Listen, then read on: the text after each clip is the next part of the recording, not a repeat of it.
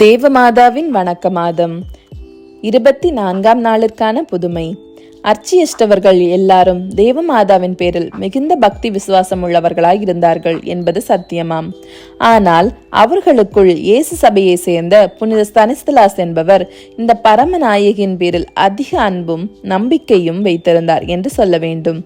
அவர் சிறு பிராயத்திலிருந்து பரமநாயகியை மிகுந்த அன்போடு நேசித்து வணங்கினதுமல்லாமல் அன்னையுடைய பழுதற்ற கன்னிமையை குறித்து சந்திரனுடைய வெண்மையான கதிர் போலிருக்கிற கற்பென்கிற புண்ணியத்தை சொல்லிலடங்காத எச்சரிக்கையுடன் அனுசரித்து கொண்டு வந்தார்.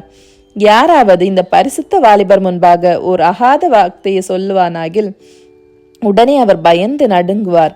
அவருடைய சௌந்தரியமுள்ள முகத்தை கண்டவர்கள் எல்லாரும் புண்ணியத்தின் பேரில் அதிக மதிப்பையும் பிரியத்தையும் அடைவார்கள். அவர் தேவமாதாவின் விசேஷ உதவியால் ஒரு அற்ப குற்றமில்லாமல் அடர்ந்தார். அவர் படிக்கும் பொழுது கடின வியாதியாய் விழுந்து அவஸ்தையாகி மரண தருவாயில் இருந்தார். அப்பொழுது தேவமாதா குழந்தையான இயேசு கிறிஸ்துநாதரோடு அவருக்கு காண்பித்து திருபாலனை அவருடைய கையிலே வைத்து அவருடைய மனம் சந்தோஷ வெள்ளத்தில் அமிழ்ந்து இருக்க செய்தாள். பின்பு பரமநாயகி, என் மகனே, நீ இப்பொழுது சாக மாட்டாய். நமது திருக்குமாரன் இயேசுநாதருடைய சபையிலே பிரவேசித்து அதில் சர்வேஸ்வரனுக்கு ஊழியம் பண்ண வேண்டும் என்று சொல்லி மறைந்து போனாள். அவர் இந்த காட்சியில் அடைந்த சந்தோஷத்தினால் விரைவில் குணமடைந்து இயேசு சபையில் சேரும்படி அதிக முயற்சித்தார். அதில் சேர்ந்து எவ்வித புண்ணியங்களையும் அதிகமான சுறுசுறுப்போடு அனுசரித்து வந்தார். தேவமாதாவின் திருநாமத்தை அவர் உச்சரித்தாலாவது மற்றவர்கள் உச்சரிக்கிறதை கேட்டாலாவது தமக்குள்ளே உண்டான சந்தோஷ மிகுதியால் பரவசமாயிருப்பார். தமது மனதில் எரிகிற தேவ சிநேகத்தின் உக்கிரத்தினால் அடிக்கடி உஷ்ணமடைந்து தமது நெஞ்சின் மேல் குளிர்ந்த தண்ணீர் வைத்து தாம் அனுபவிக்கிற தேவ உஷ்ணத்தை தணிக்க பிரயாசைப்படுவார். அவருடைய நல்ல மாதிரிகளை பார்த்தவர்கள் எல்லாரும் அவர் மனிதன் அல்ல, சம்மனசாய் இருக்கிறார் என்பார்கள். அப்படியே சிறிது காலத்தில் புண்ணிய சாங்கோபாங்கத்தில் மிகுந்த தேர்ச்சி பெற்று பிரக்யாதி பெற்ற அர்ச்சியஷ்டவர்களுக்கு ஒப்பானார். சுகித்த பிரகாசமுள்ள இந்த ஞான மாணிக்கமானது குப்பை போல் இருக்கிற இந்த உலகத்தில் இருக்கக்கூடாதென்றும் அவர் அனுபவிக்கிற தெய்வஸ்நேக அக்கினியை இந்த அழிந்து போகிற சரீரமானது பொறுக்க கூடாதென்றும் சர்வேஸ்வரன் அவரை தம்மிடத்தில் வரவழைக்க சித்தமானார். தேவமாதா மோட்சத்துக்கு எழுந்தருளி போன திருநாளை மோட்சவாசிகள் எல்லாரும் மோட்சத்தில் மிகுந்த சந்தோஷத்துடன் கொண்டாடுகிறார்கள் என்று நினைத்து புனித ஸ்தனிஸ்தலாஸ் தாமும் அவர்களோடு கூட அந்த திருநாளை மோட்சத்தில் கொண்டாட போக வேண்டும் என்று மிகவும் ஆசையாயிருந்தார். அதற்காக அந்த திருநாளுக்கு முன்னதாக அந்த பாக்கியம் தமக்கு கிடைக்க வேண்டும் என்று ஓயாது மன்றாடி கொண்டிருந்ததும் அல்லாமல் இந்த திருநாளை மோட்சத்திலேயே கொண்டாட போவேன் என்று எல்லாருக்கும் சொல்லிக் கொண்டிருந்தார். அவர் நினைத்தது போல் திருநாளுக்கு முன் 4 நாள் வியாதியாய் விழுந்து மிகுந்த சந்தோஷப்பட்டார்.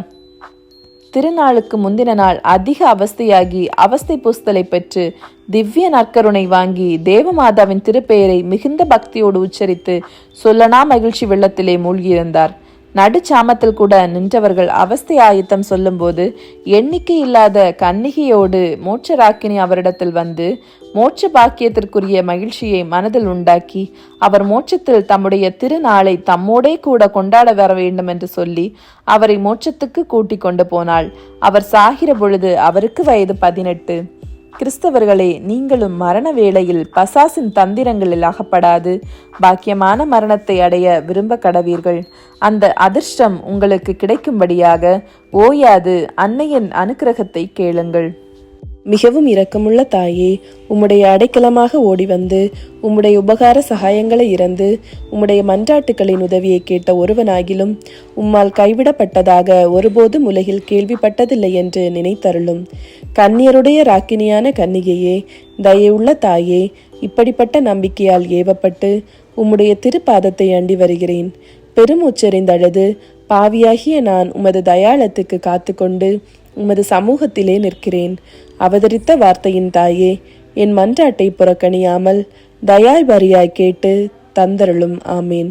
ஜென்ம பாவமில்லாமல் உற்பவித்த புனித மரியாயே, பாவிகளுக்கு அடைக்கலமே, இதோ உமது அடைக்கலமாக ஓடி வந்தோம். எங்கள் பேரில் இரக்கமாயிருந்து எங்களுக்காக உம்முடைய திருக்குமாரனை வேண்டிக் கொள்ளும். ஜென்ம பாவமில்லாமல் உற்பவித்த புனித மரியாயே, பாவிகளுக்கு அடைக்கலமே, இதோ உமது அடைக்கலமாக ஓடி வந்தோம். எங்கள் பேரில் இரக்கமாயிருந்து எங்களுக்காக உம்முடைய திருக்குமாரனை வேண்டிக் கொள்ளும்.